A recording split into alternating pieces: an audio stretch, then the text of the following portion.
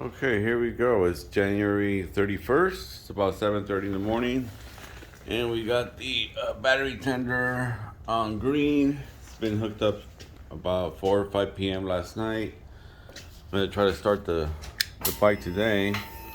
We got 3,495 miles on it. And it's on neutral. We're going to give it a shot here.